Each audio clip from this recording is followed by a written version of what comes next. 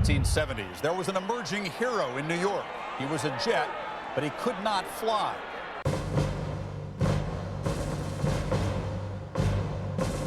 Suddenly, out of Butte, Montana, came another hero. His name was Robert Craig Knievel, and he could fly. He was the king of the daredevils, Evel Knievel. In the words of Evel himself, kids, don't try this at home. 2, 1.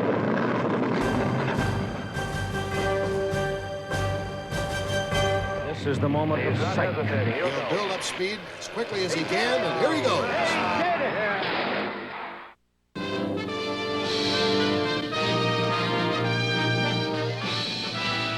Spanning the globe to bring you the constant variety of sport,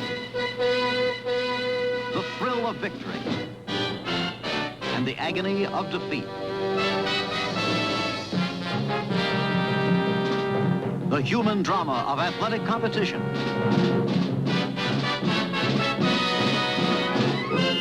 This is ABC's Wide World of Sports. Hi, everybody. I'm Chris Fowler. Welcome to Classic Wide World of Sports. One of the most popular figures to emerge in the American sports scene in the 1970s was Evel Knievel. Now, daredevils had existed before Evel, but they played on wacky concepts and zany stunts with all manner of contraptions. Evel Knievel was different. Clad in patriotic colors, Knievel became a regular on ABC's Wide World of Sports as he climbed aboard his Harley-Davidson and jumped over all manner of vehicles in a variety of arenas. Knievel was the consummate showman, and fans flocked to see his jumps, some to see him soar, others to see him crash. His youth in Montana was filled with fierce competition. Knievel was a loner, not a team player. He was rebellious, admitted to stealing hubcaps, and later claimed to rob banks. Evel's evenings often ended with him fleeing the local police on his motorcycle.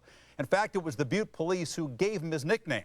The officers tired of writing his name in the police blotter so much that they shortened it to Evel. Around 1965, Evel formed a troupe called Evel Knievel's Motorcycle Daredevils. They did small-time stunts at county fairs, jumping over rattlesnake pits, mountain lions, and through walls of fire. Evel went solo in 1966. As Wide World of Sports was covering a motorcycle race in Gardena, California, they decided to air part of the pre-race entertainment. It was the new solo daredevil, Evel Knievel.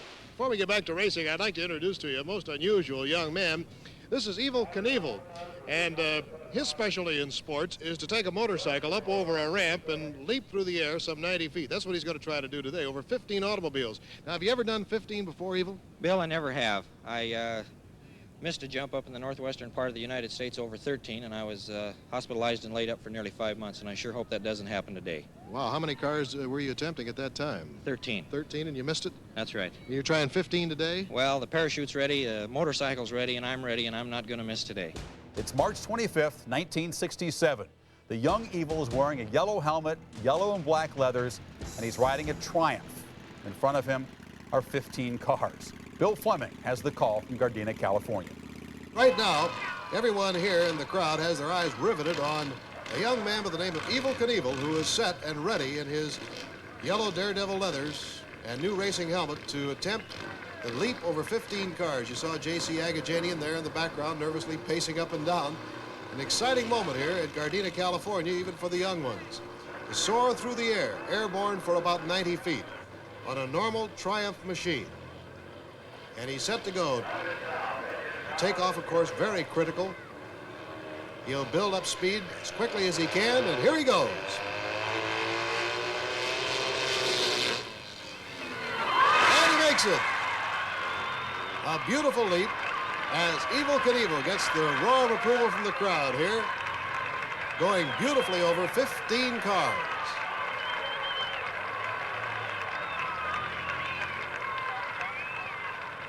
Well, now let's take a look at it again in slow motion to see the techniques used. Here he comes.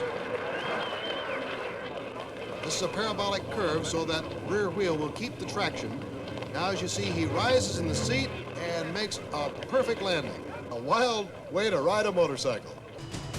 One of the many problems facing daredevils is that their next stunt must always be bigger, better, and more grand than the previous one. Evel Knievel's arrival on the national scene came in the emerging show business mecca of Las Vegas.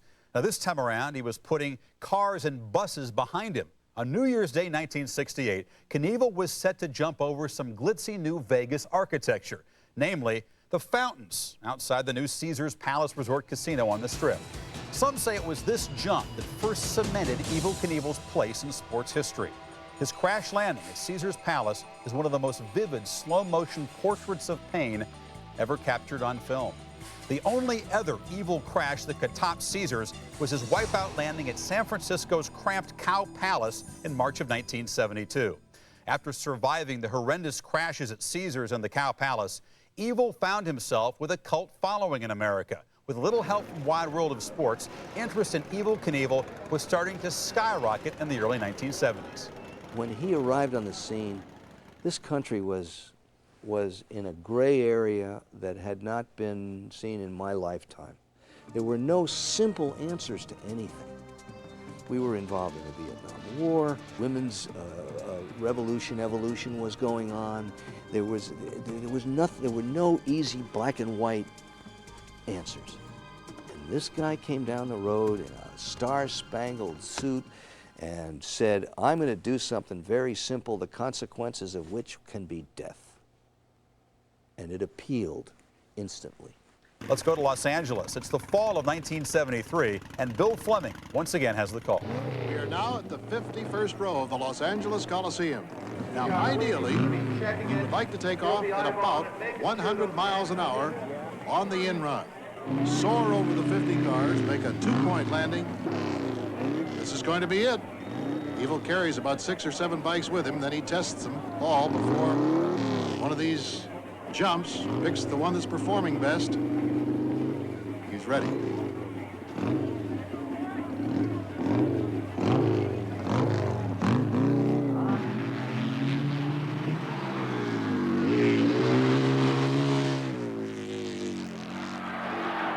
And he's got it made.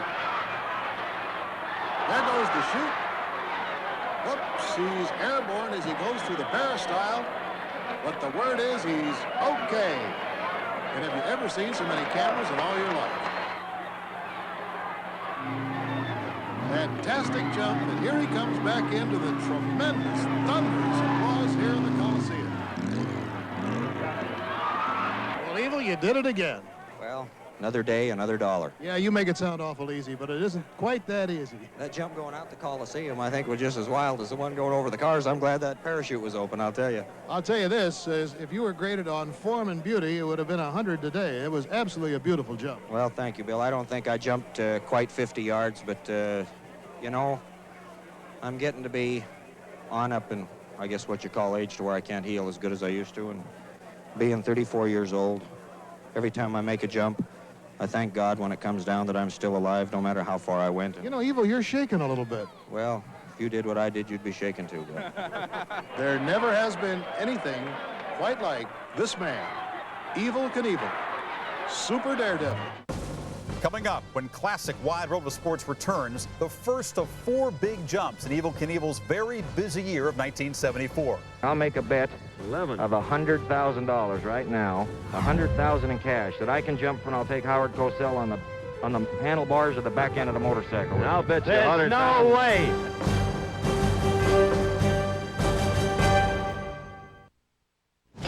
Tomorrow, it's Hackman versus Romano. And it's winner Maybe you're going down. take all. We could eliminate him. Are you insane? Welcome to Mooseport. Blood-sucking vampire. Rated PG-13 tomorrow. Think of this as itchy, flaky dandruff, the kind that keeps coming back. Shut it down with Neutrogena T-Gel, the #1 dermatologist-recommended shampoo to help keep persistent itching and flaking away. Shut dandruff down. Neutrogena T-Gel. It works.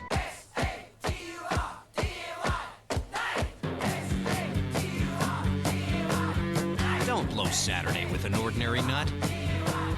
Put out the good stuff. Planters.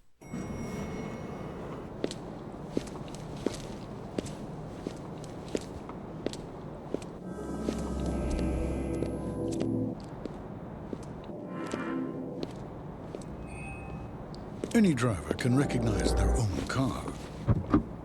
But how many cars can recognize their driver? Smart key technology from Lexus. I'm just like you. I work hard every day.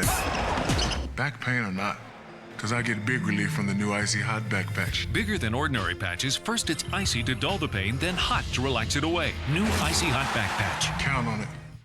Hey, what'd you have to eat? Pound of beer-battered chicken strips and cheese fries. You? A watercress tea sandwich. Should have had a new Hungry Man Sports Grill. Hungry Man, it's good to be full. The difference in carbs between Miller Lite and Coors Light is as little as 1.8 grams. The difference in taste is as big as the Rockies. Drink Rocky Mountain Cold Coors Light. The world premiere of Sports Century, Steve Carlton, coming March 1st. Muncie versus Milan, the high school basketball game that inspired the Moody Hoosiers and the greatest upset in basketball history. Now it's been uncovered, rediscovered, and airing on national TV for the first time ever. The 1954 Milan Miracle and your classic big ticket with Milan's own Bobby Plump and his game-winning shot that made Indiana basketball history. Plus, we're live in Indiana 50 years later for the rematch between these two high school teams. It all starts at 6 Eastern, Saturday on ESPN Classic. You're watching Classic Wide World of Sports on ESPN Classic. Come fly with me, the music says, and that's the scene set, the backdrop for the arrival here at the Green Valley Racetrack in North Richland Hills, Texas, of the one and only Evel Knievel, led by a security police car, the familiar Ferrari. And in the Ferrari with Evel, the man relaxing him for the occasion, Dandy Don Meredith. And behind that, the unique, only one of its kind, 73 Cadillac station wagon, and behind that, the $91,000 performing van that has become a kind of symbol, a trademark for Evel Knievel. Evel today facing one of the great challenges of his performing life. 11 Mack trucks to be jumped over, an adverse wind operating against him, but relaxed, as I said, by the presence of the irrepressible cowboy, Dandy Don Meredith. Howard, I brought you a jacket. You brought me a Snake jacket. River Canyon. I'm making you official pit crew member. There's the... Well, yeah, that's very kind of you. Let's get that motorcycle in here right now. How about you going over with him, Howard? I would love to do that. This is an authentic jump. You jumping didn't feel that there was an authentic jump not too long ago. Well, there was a jump made in Houston a couple of weeks ago that they said was over 16 cars, and it was only over 8, and they had 8 more parked behind it, and you can see that my 10 trucks are all in a line out there. There isn't anything phony about it. I'll tell you one thing. I'll make a bet of $100,000 right now, $100,000 in cash, that I can jump further in the Houston Astrodome than that jump that was made there 2 weeks ago, and I'll take Howard Cosell on the handlebars of the back end of the motorcycle. And I'll bet you $100,000. No way. Yeah. I'll bet you $200,000. $100,000 you won't get me on. But I want everybody here in North Richland Hills, Texas, to know that Meredith has the courage that he displayed for all those years wearing number 17 for the Cowboys. He's going to go on with you. Go ahead. I'm going to do what? You're going on with him. I'm not going over those trucks with him. No, but you can at least drive off with him. Well, watch this, folks. Watch Dandy Don at his best with Evel Knievel. Would you keep my hat? Go ahead, put it on. Here we go. They're going off.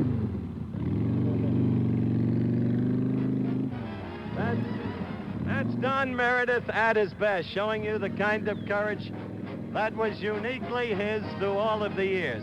Evel Knievel's courage, of course, a matter now of public record. 30,000 people in North Richland Hills, Texas, to watch Evel Knievel go after his longest leap yet. And I've got to tell you, Don, this wind has to be a factor. I don't really understand all this stuff, man. Why in the world does he do this, Howard? Well, he put it philosophically with the 3 basic questions of life as he sees it. Where do you come from? What are you doing? And where do you go from here? Here he well, comes right now, he's coming down in his first practice warm-up. He'll go past the ramp, as you saw, slow down his speed, the platform, which leads up to the 11 Mack trucks that he'll be jumping over today. He's moving around directly in front of us now, and he's getting a final word from his man there. Roger, by the way, has been with him for years, and it's Roger Riemann is his full name, and he's told him that conditions are now, in his opinion, good. Cameras are focused upon Evel. And the wind is a factor, Howard. This thing is really whipping down here in your Texas area, and here he comes. He did it! Wow. He did it! Yeah. Only 11 misses and 300 leaps previously, and he did it. Come on over here, Evel.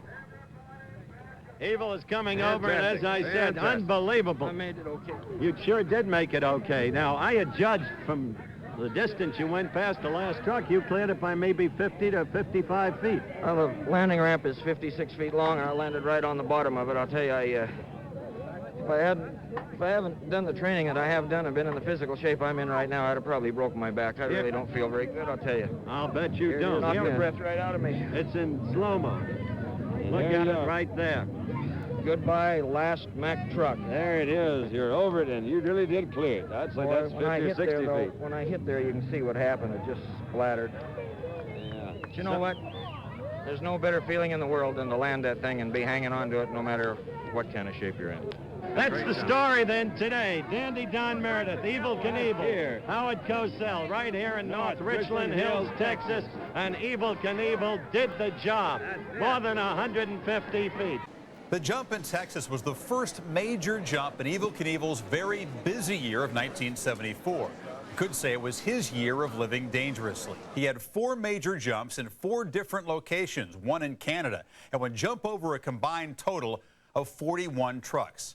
Following the jump in Highland Falls, Texas, Evel found himself back in the Memorial Coliseum in Portland, Oregon. It was March 31st, 1974. On the eve of April Fool's Day, and Evel was attempting to clear 17 vehicles.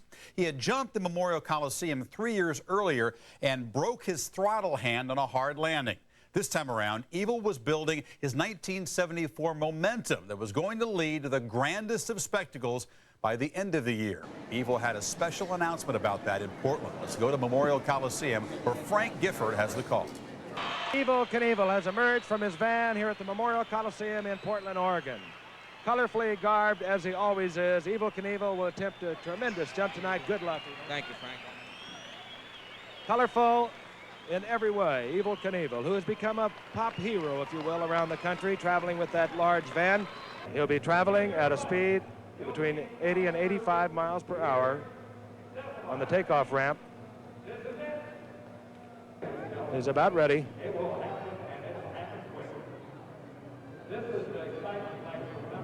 Here he comes.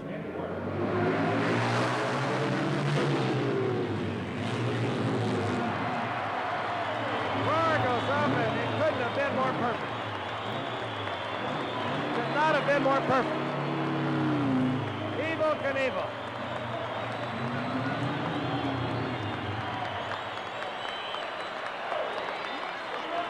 There he is, and he is happy. Back at the Coliseum, and Evel, I'll tell you, couldn't have been more perfect. Frank, I'll tell you, I can't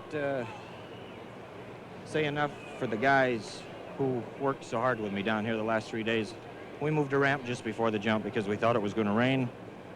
And to tell you the truth, none of us thought that I could make this jump in here. And I want to tell you something. You know, I said that earlier, Evel. I sensed something about it. I've known you for a long time, but I sensed something about it you didn't like.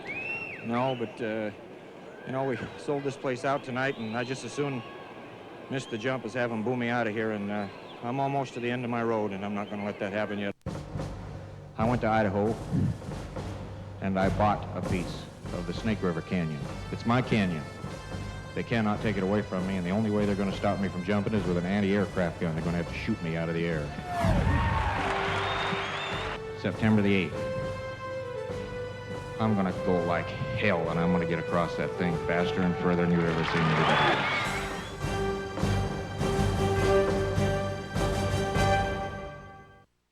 For all John Deere owners, there's a moment when the decision becomes clear.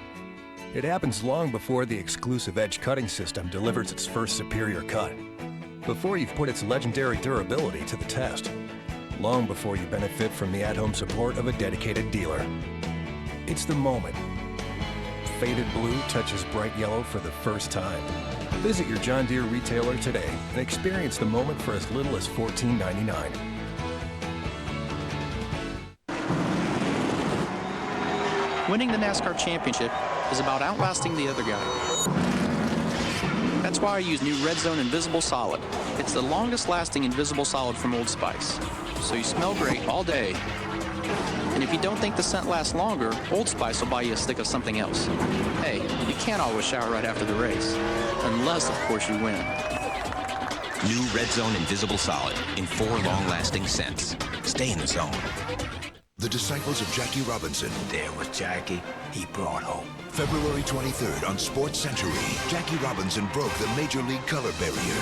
They hated his guts. But these players continued the fight. Was there bigotry toward black players in those days? Absolutely. When I hit the home run, then people started listening. Is the battle for racial equality still raging? Racism is in baseball. I don't care what anyone says. Sports Century, The Disciples of Jackie Robinson, a Black History Month premiere, 8 p.m. February 23rd on ESPN Classic. On the next Cheap Seats, the game that still strikes fear in marching bands everywhere. Charles Stanford, 1982. Relive John Elway's awkward college days. He is really snapping the ball off. Ew. Witness cheerleaders gone bad. Yay, we won! And for the first time ever, meet the poor schmuck who left early. I wanted to beat traffic. What? Cheap Seats, Cal versus Stanford, 10 p.m. Wednesday, only on ESPN Classic. Are there really people who spend every minute thinking about TV? People who obsess over how to make the internet more fun?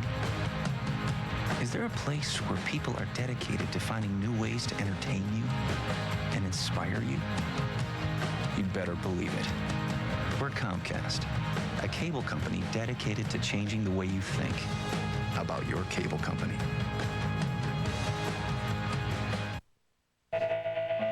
Well, I was 10 when I first got involved with drugs. I skipped school because, nobody cared. I was on drugs, and my mom didn't really care because she was on drugs. She was never home. I was in 8th grade for like 3 years. I was heading nowhere. I just thought the only way I can make something out of my life is that if I get an education, I don't want to be a loser, some loser getting high all the time. I want to make something out of it. This is Classic Wide World of Sports. I first came in contact with Evel Knievel about 5 years ago, and I got a call from his agent in California. At that time, Evel was considering jumping the Grand Canyon and couldn't make connections with the government, so he came into Twin Falls and took over some property out here, and now is planning to jump the Snake River Canyon, which is quite a jump, and I'm just glad he's doing it and not myself. I'm not going to ride behind him. I think Evel's maybe a little bit off his rocker, but this is his business and not mine. We go now to August 20th, 1974, just 18 days before the canyon jump. Snake River hype is in full swing, but Evel first had to take care of some unfinished business north of the border. He was going to jump 13 trucks in Toronto at the Canadian National Exposition. The Toronto event also marked the debut of Evel's sons, Kelly and Robbie. Keith Jackson has the call. The sons, Kelly, 14, Robbie, 11. This is the first time, as Evel pointed out, his 2 boys had performed. And it's an auspicious time because they've walked in a mammoth football stadium and are looking at more than 22,000 people. But you can't see a nerve in their body, can you? Perhaps they inherited that from their dad. This is the moment of psych. This is the moment where he sells himself on the idea that he can do it. He's done it so many times before, but every circumstance is different. Every obstacle is different. Visually, it is different. It is a long way across.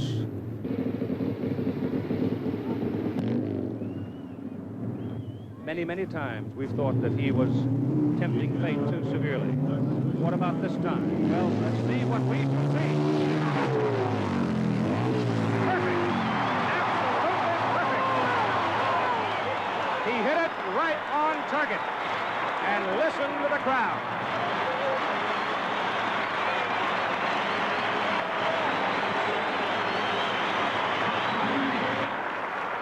And so the feat is done. And the applause rings through the night. Let's take another look as Evel Knievel clears 13 parked Mack trucks 104 feet. See him hit the ramp. A little bit out of shape. Pulls the big 750 back into shape, hurdling 550 pounds onto the ramp in exactly the spot he wanted to hit. So in Toronto, the kids were all right. Evel showed off Robbie and Kelly and cleared the unlucky number of 13 trucks. After his Canadian success, Evel could now step up the full-scale Snake River hype. But people were starting to wonder, hey, who is this guy anyway? He hit the cover of Sports Illustrated just 6 days before the Canyon jump.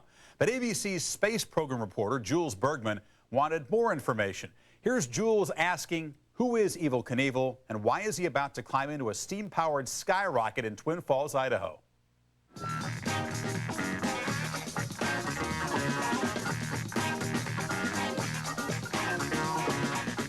Is it just a form of summer madness, or is Evel Knievel a reflection of our times, a backlash against weary frustrations and hidebound convention? Or, on the other hand, could Evel Knievel just possibly be for real, the last of the true originals, struggling against nearly impossible odds and outrageously insane risks to accomplish what no one else would dare attempt? Another possibility. Is Evel Knievel a con man supreme, out to pull one of the all-time stunts, pocketing a cool $1 million or more in the bank, then walking off into the Montana sunset, laughing his head off? September 8th is the firmly committed date for the long-awaited Snake River Canyon jump. Evel Knievel will be either a national hero or a dead screwball. There is no in-between. Will he or won't he jump the canyon? So on September the 9th, if you're somewhere, anywhere in this country, in a crowd or wherever, someone says to you, that guy should have never jumped that canyon, you know if he did, that he would lose his life, and he was crazy. Do me a favor. Tell him that you saw me here, and that regardless of what I was, that you knew me, and that I kept my word. We're at T-minus 24 hours here at the Snake River Canyon launch site, and the X-2 Sky Cycle rocket directly behind our ABC Sports headquarters here is beginning to look like it may actually be ready to fly tomorrow. The work crews are still at work on the final touches on the engine and ready on the parachute. A crowd we'd estimated 6,000 to 8,000 persons has already gathered here in motorcycle events. It looks like the flight may actually go tomorrow.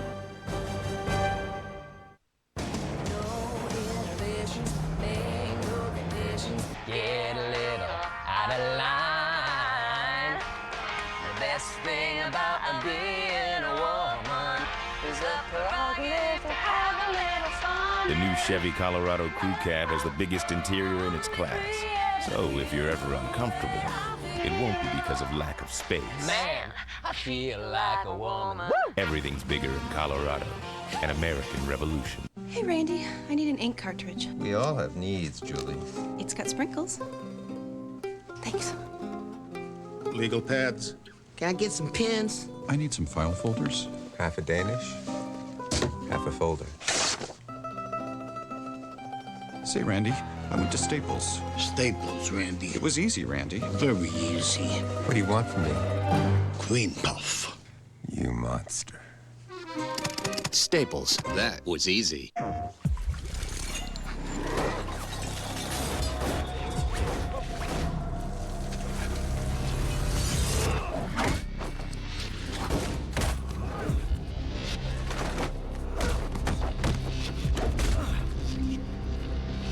For Kit Yoon, the only way out of the Hong Kong underworld is to go back in.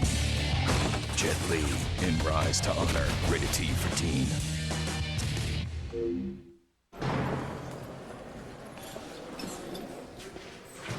Right. Got it. Mm-hmm. Yeah. Well, that's great news. I appreciate it. Goodbye.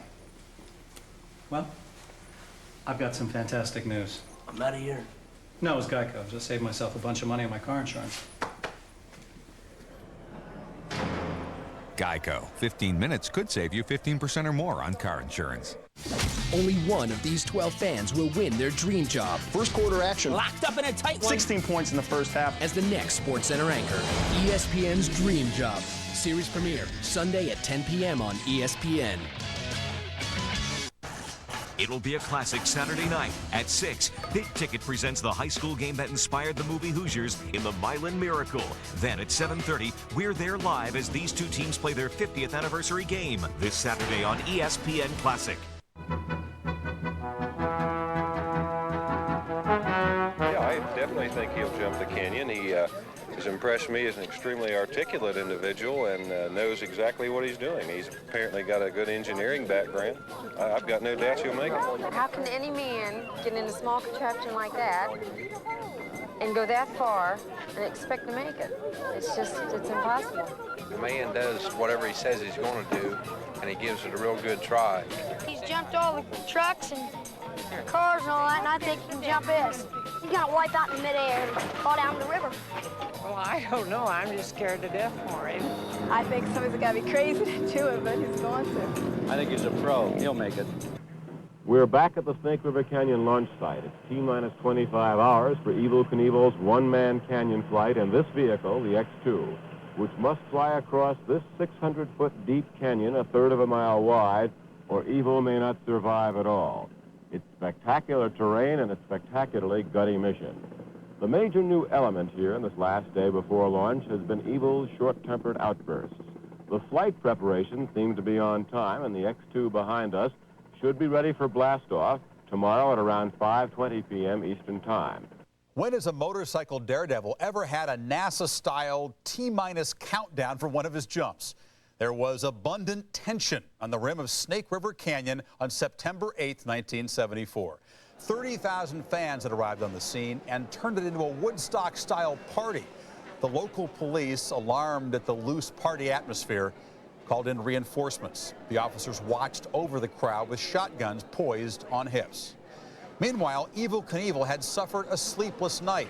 He was coming to grips with his probable death that was about to be seen on pay-per-view and a week later on Wide World of Sports. He even purchased a family plot in a cemetery right before the Snake River jump. Who better to do the play-by-play of Evel's monumental Snake River jump than David Frost? He was joined by ABC's Jules Bergman and astronaut James Lovell, the commander of the famous Apollo 13 mission. Let's get to it now, the moment everyone had been waiting for. Evel Knievel's September 8, 1974 attempt to clear the Snake River Canyon in Twin Falls, Idaho in a steam-powered sky cycle. Well, here we are with the great man sitting right here beside me. And as Jim Lovell was saying just now, Evel, you never normally get a chance to talk to an astronaut just before blastoff. And can I ask the question, therefore, to you as an astronaut that millions are asking at this moment, what do you think your chances are? I think my chances right now are 90% go. I've got a team behind me with Mr. Truax and all the boys that are 100%, and I think we'll do it. I wish the wind wasn't blowing so hard, but I think we'll do it. You think you'll both not only come back here for our second conversation in the afternoon, you think you'll do it without mishap, or you mean you think you'll come through whatever happens? Well, I hope so. That's the only feeling I have. Are you afraid at this moment? I think that a man was put here on Earth to live, not just to exist. And today is the proudest day of my life. I'm living a dream that they thought could never be done, but it'll be done. Happy landings, Evel. Thank you, David. I'll be back. I'll see you in a few minutes up here. He'll be back. The words of Evel Knievel. He'll be back. He lives from day to day, never thinking about tomorrow. We're now counting. The clock has started. 1 minute, 49 seconds.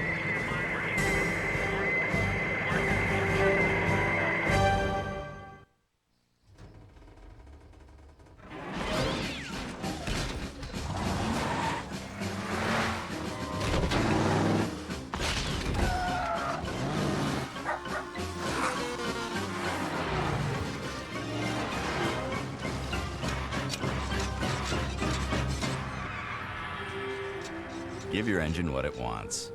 Pennzoil with time release protection helps keep engines running stronger, longer. Not just oil, Pennzoil. Explain the bottle again. Well, I fill it with authentic Guinness draft. Brilliant! Then we walk outside. Yes. Bring it to a party. Yes. And then we drink it. Drink beer at a party? Brilliant! What else you working on? Remember how I used to open the bottle? Yes. Well, I've devised a gadget that does it for you. Brilliant! Brilliant! Guinness Draft, straight from the bottle. Enjoy it everywhere. Brilliant! The New England Patriots have won one of the greatest Super Bowls of all time. Patriots take the lead! We live the thrills of the Patriots' exciting championship season with Sports Illustrated and the great new NFL Films DVD, the New England Patriots Super Bowl 38 champions. Plus, this special Sports Illustrated hardbound commemorative. This individually numbered classic offers an inside look at the Patriots' second great Super Bowl season. Both are free with your paid subscription to Sports Illustrated, giving you 56 issues for only $1.59 an issue. Save over 50% off the cover price. Touchdown, Patriots! This Wilson Super Bowl football, designed exclusively for Sports Illustrated, is also free when you use your credit card. You can't get this one-of-a-kind collectible anywhere else. Call now. You'll get all three great Patriots collectibles free. Don't miss your chance to celebrate the NFL champion New England Patriots with this fantastic Super Bowl package, available exclusively from Sports Illustrated. Call now. On the next Real Classics, one missed catch that changed his life forever. Can't you make a comeback? From what? Not a has-been. I'm a never was. But if he could do it all over again, Play the game again. Let's kill Bakersfield! it'll be the best of times. Robin Williams and Kurt Russell are about to get even. Let's go, Jack. Real Classics with Burt Reynolds, 8 Eastern Sunday, only on ESPN Classic. Muncie versus Milan, the high school basketball game that inspired the movie Hoosiers, and the greatest upset in basketball history. Now, it's been uncovered, rediscovered, and airing on national TV for the first time ever. The 1954 Milan Miracle and your classic big ticket with Milan's own Bobby Plump and his game-winning shot that made Indiana basketball history. Plus, we're live in Indiana 50 years later for the rematch between these two high school teams. It all starts at 6 Eastern, Saturday on ESPN Classic.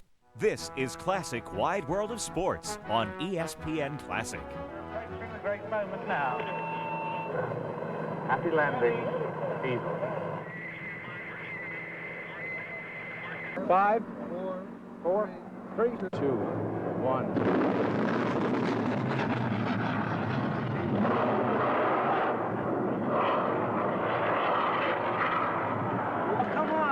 Okay, Evel, stay with the bird, stay with the bird. It looks like you're going to go into the canyon. You had a premature shoot.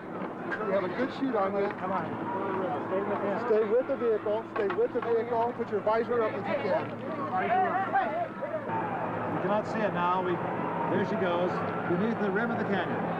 It's going to crash, obviously, into the river. Main chute is okay, though. She's coming down about 17 feet per second. Slowly going down. Just cleared the rocks, thank God. It looks like he is in the water. Robert Craig Knievel appears to have landed in the Snake River. What does it look like, Bob? It looks like he didn't hold on to the handle. Like we feared. Yeah. Where does it look like he's down in the water?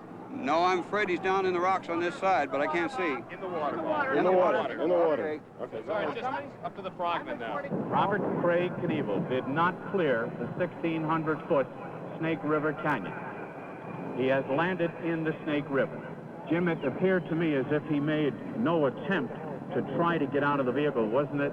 Because he was not up high enough? Well, there'd be no attempt to try to get out of the vehicle that time, Len. It's best to stay in it and let the main chute recover you, which he did do. The family, and we're racing around to them now, is hysterical and in shock, crying. They think Evel may be dead or maybe drowning in the river.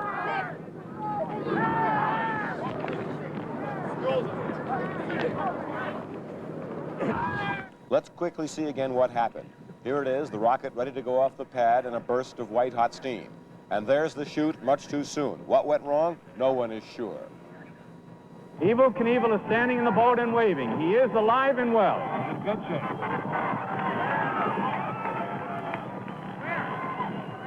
I think at this point we can all say thank God. What do you guys think now? I think he's a very, very brave man. I think he's a hell of a man. To Mammy's word, he did it. I can't believe he did it, but he did it. Took a lot of guts? Took more than enough guts. Would you have done it? No way. No, not even for $6 million? Not even for $6 million. Less than 20 minutes after blasting off, Evel Knievel is back at his launch pad now in a cloud of dust. Premature parachute deployment. He couldn't hold the chute, but he landed safely in the water. He's walking on his own. Looks like he has a bloody nose, and he's bleeding from the eyes a little bit.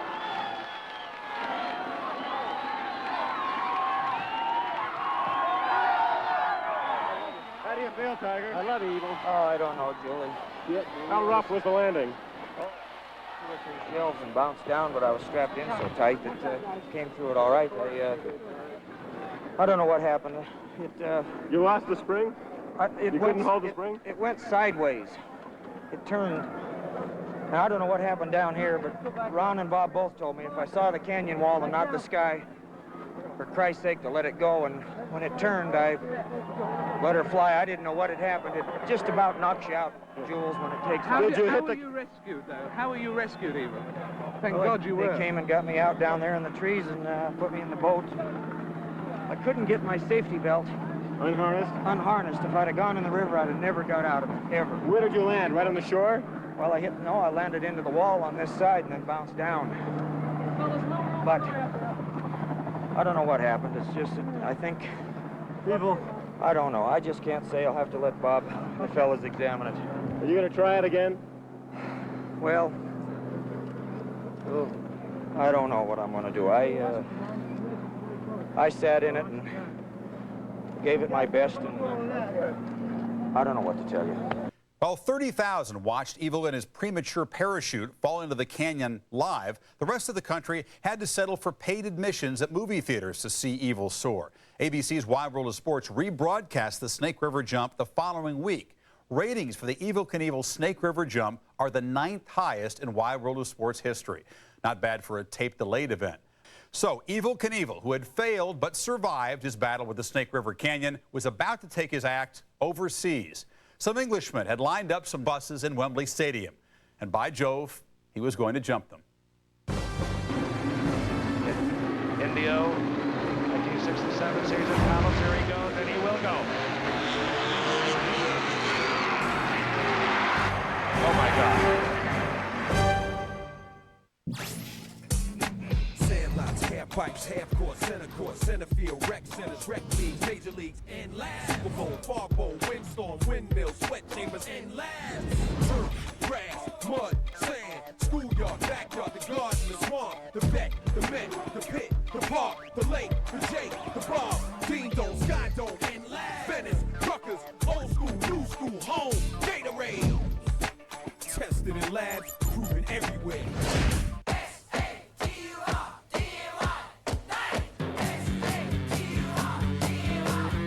Don't blow Saturday with an ordinary nut. Put out the good stuff. Planters. Tomorrow, it's Hackman versus Romano.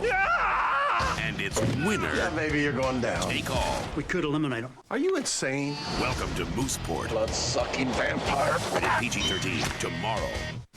Only one of these 12 fans will win their dream job. First quarter action. Locked up in a tight one. 16 points in the first half. As the next SportsCenter anchor, ESPN's Dream Job. Series premiere Sunday at 10 p.m. on ESPN.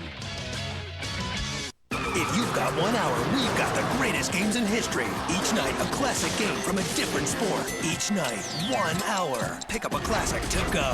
Take the all-new Classic drive-through, 9 p.m. weeknights, only on ESPN Classic. The Disciples of Jackie Robinson. There was Jackie. He brought home. February 23rd on Sports Century. Jackie Robinson broke the Major League color barrier. They hated his guts. But these players continued the fight. Was there bigotry toward black players in those days? Absolutely. When I hit the home run, then people started listening. Is the battle for racial equality still raging? Racism is in baseball. I don't care what anyone says. Sports Century, The Disciples of Jackie Robinson, a Black History Month premiere, 8 p.m. February 23rd on ESPN.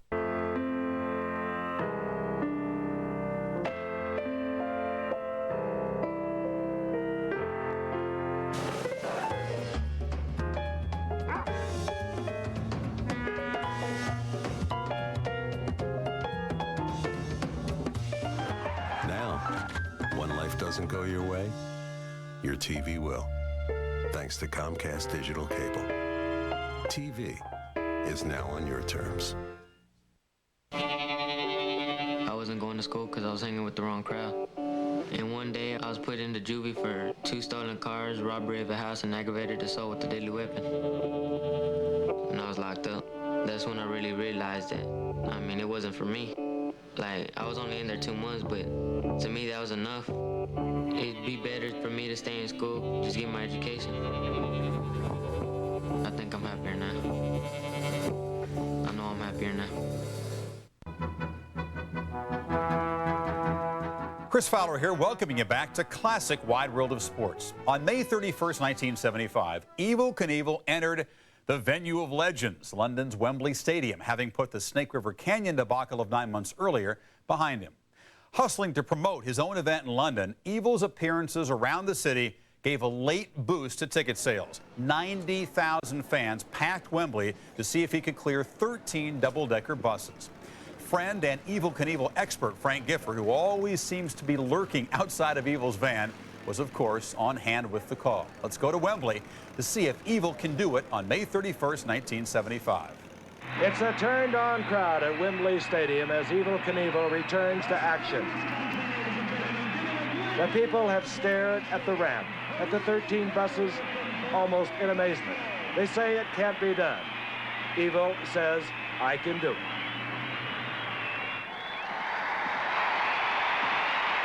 We will go onto the ramp now to talk to Frank Gifford of ABC Television at the bottom of the exit ramp. 2 times as many people in this stadium as you have in your entire hometown of Butte, Montana. Well, it's a wonderful feeling. I think maybe I'd rather be home. You know, Evel, one has to wonder, after the Snake River, you never said you would retire. You never said that was it or anything else, but one has to wonder why you continue. Well, I sometimes think that maybe I should quit, but you always want to keep going, and I'm kind of proud of that red, white, and blue number 1 I wear on my shoulder, and I want to keep it on there. I'm glad you're here today. You know, I've never had an accident when you're around, and you won't have one today. He came to London, I'll tell you that. One other thing, the layoff, though, you haven't jumped in over a year. Yeah, well, I may not be as good as I always was, but you're going to find out today I'm as good once as I always was. This is long and high. I'll make it. Good luck. Thank you, Frank. He will be going about 90 miles an hour when he leaves the ramp. He estimates he'll cover 140 feet. 10 feet either direction, and it could be all over. Look at him. Made his first jump when he was 15. Countless other jumps after that. In 1966, hurt himself in Indio. 1967, Caesar's Palace. Here he goes, and he will go. He's down, and he is hurt. Oh, my God.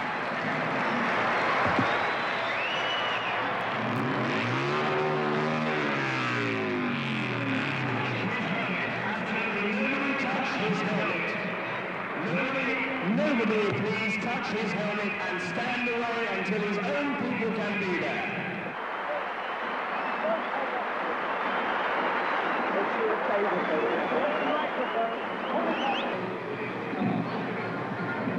Ladies and gentlemen of this wonderful country, I've got to tell you that you are the last people in the world who will ever see me jump, because I will never, ever, ever jump again. I am through. That's enough, man. You've proved enough. Let's get the stretcher. Let me get off the ramp. Please help me walk off the ramp. Frank, take me off. I got you, buddy. Whatever you want. You got it.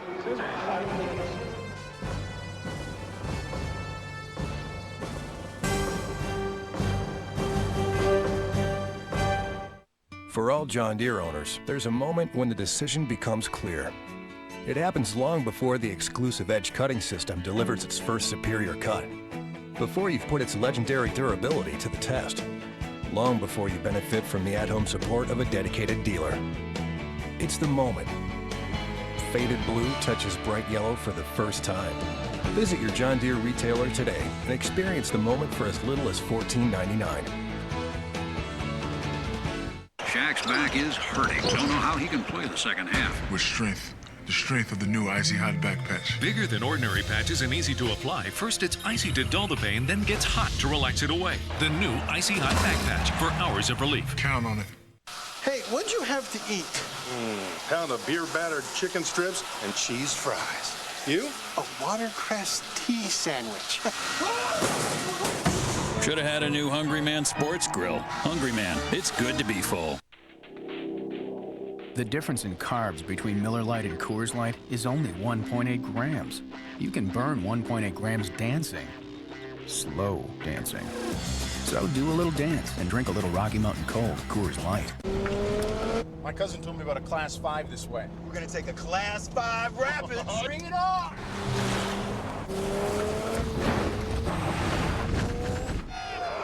All right, let's do it.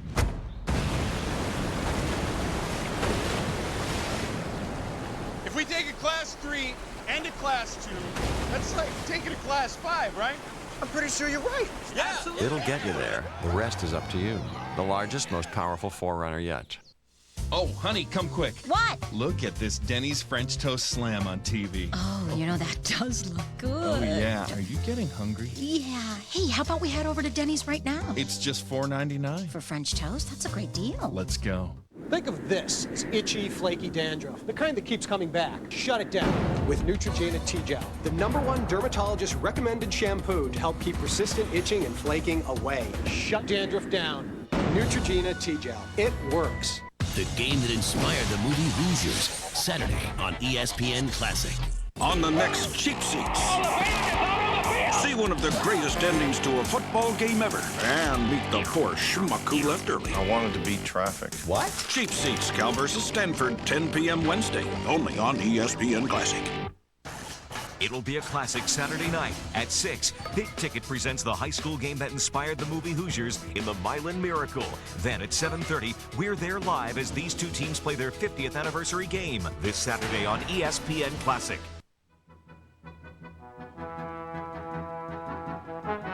Evel Knievel always delivered what he said he was going to do.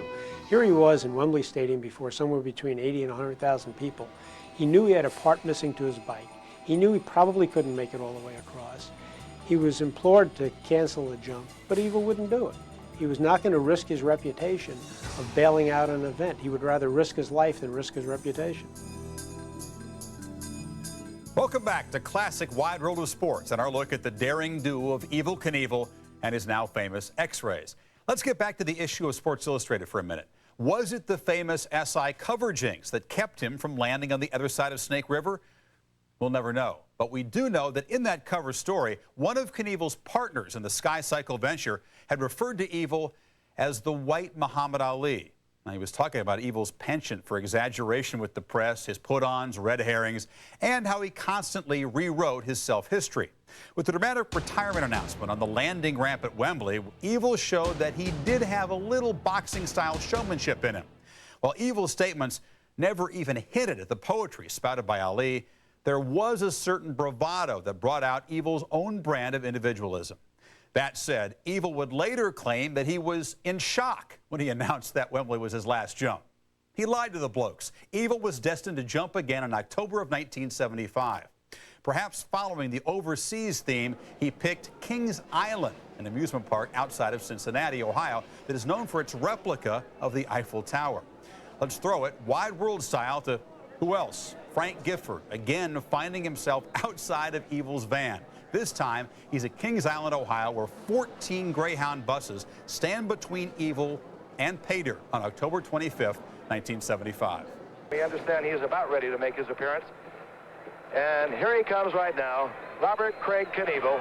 Evel, welcome to Kings Island. Thank you. Good crowd.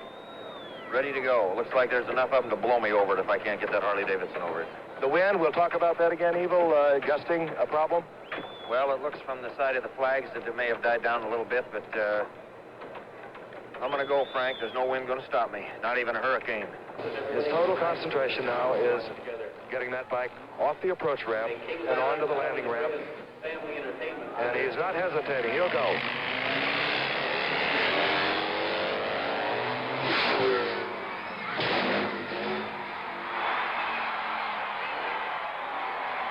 Evel, you have to be a little bit relieved. I know how tight you were, how tense you were, although you made some really good practice jumps this afternoon. We're going to take a look at it on the replay, and you perhaps tell us where it went right, where it went wrong. It never goes wrong when you make it, does it? Well, Frank, you can see here the whole side of the motorcycle is busted up, and when I came off a takeoff, I was a little bit crooked. I tried to get straightened up. Look at that front end. I almost lost it, but boy, that suspension held. I lit right on top of that 14th bus and went on down and landed okay, and right there I'm saying, boy. Frank, I'd like to say something before we get off the air. You've been a friend and a great guy for my backbone when maybe I didn't have it. I want to thank you personally for it. Glad to be with you. Okay, Frank. Thank you. Evel's final jump on Wide World of Sports, but not the last one on his storied career, was over 7 buses inside the Seattle Kingdom. Here's Frank Gifford with the call of Evel's last Wide World of Sports jump in Seattle, October 30th, 1976. Warming up at the top now. Had a quick word with Roger Riemann. Says he is ready. Again, keep your eye on that one area where he will sink down onto the bike. And then he must get himself into control for the takeoff approach. Full power on, leaving the ramp at a speed, well, it's hard to say, 65, 70 miles per hour. Traveling at a distance to clear these 7 Greyhound buses, approximately 80 feet, and I believe he's going to go. He hits the power, he's going.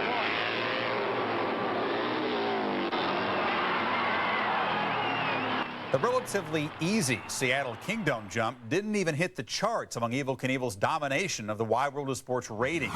The Kings Island jump, by the way, remains to this day as the all-time ratings champion of Wide World of Sports. It pulled in a 22.3, or roughly 52% of the household share. Many of Evel's other jumps also ranked among the top-rated shows in Wide World history. After the ho-hum Seattle jump, Evel's next jump was to be over a shark tank in Chicago. A landing mishap on the practice jump resulted in more serious injuries for Knievel. He had a concussion and 2 broken arms, and a cameraman was also seriously injured in the jump. After the mess in Chicago, Evel was facing his 40th birthday. His bones were taking longer to heal. He had infections from repeated hospital stays. So as the bicentennial came to a close, he retired again. In his public address introduction of Evel at the Kingdom jump, Frank Gifford had called Knievel the greatest showman in the world. Soul singer James Brown might have a problem with that label, but a lot of kids who grew up in the 1970s would agree with Gifford. Hollywood had taken a shine to Evel. George Hamilton portrayed Evel in the 1971 film Evel Knievel, and Evel played himself in the 77 film Viva Knievel, with an all-star cast of Lauren Hutton, Gene Kelly, Red Buttons, Leslie Nielsen. I don't want to shoot your last jump. I don't want you to ever have a last jump. That's the nicest thing you said to me since I first met you. Evel's acting, much like many of his landings, it was a bit shaky, but the film has become somewhat of a cult classic. Ralph Waldo Emerson once said, "The only sin is limitation." For motorcycle daredevils and entertainers like Evel Knievel, nothing rings truer. Evel said it himself, motorcycles do not have wings. There is a point of no return. Having to constantly upgrade the thrills and challenges of each jump should make for a short career for daredevils, but Evel Knievel's legacy has managed to live on well into the 1990s. Evel's son Robbie has, of course, taken up his father's passion for the jump circuit. As the heir to the throne that is the king of daredevils, Robbie Knievel graduated from those few meek wheelies we saw in Toronto back in 1974 to his jump at the Grand Canyon, fulfilling a dream his father had but never realized. His landing may have been rough, but he survived, just like his dad did a generation before. Knievel's motorcycle and jump memorabilia are among the displays of the Smithsonian Institute in Washington, D.C., immortalizing him as America's legendary daredevil. We hope you enjoyed this special edition of Classic Wide World of Sports. I'm Chris Fowler. We'll see you next time.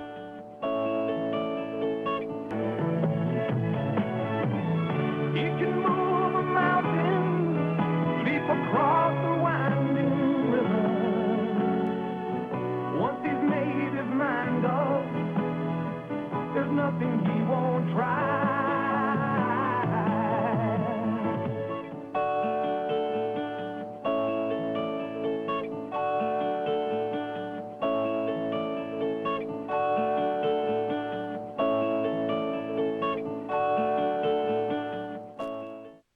Sports Century, Disciples of Jackie Robinson, Monday.